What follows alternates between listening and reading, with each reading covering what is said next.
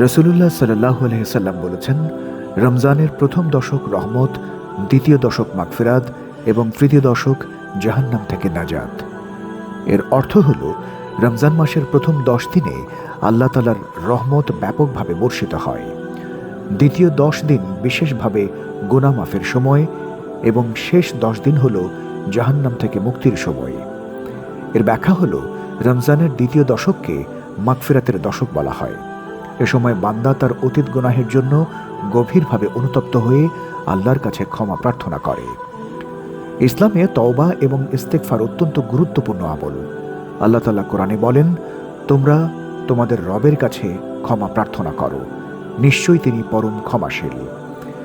দ্বিতীয় দশকে বেশি বেশি পড়া যায় আস্তাগফিরুল্লাহ রব্বি মিন কুল্লি যামবি ওয়া আতুবু ইলাইহি, অর্থাৎ আমি আমার প্রতিপালক আল্লাহর কাছে সকল গুনাহের জন্য ক্ষমা চাই এবং তার দিকেই প্রত্যাবর্তন করি।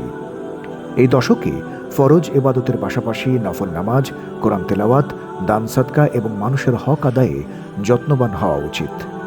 এ থেকে শিক্ষা হল, 1. গুনাহ করলে নিরাশ না হয়ে আল্লাহর কাছে ক্ষমা চাইতে হবে। 2. আন্তরিক তওবা করলে আল্লাহ অবশ্যই ক্ষমা করেন। 3. রমজানের মধ্য দশক আত্মশুদ্ধি এবং আত্মসমালোচনার সময়।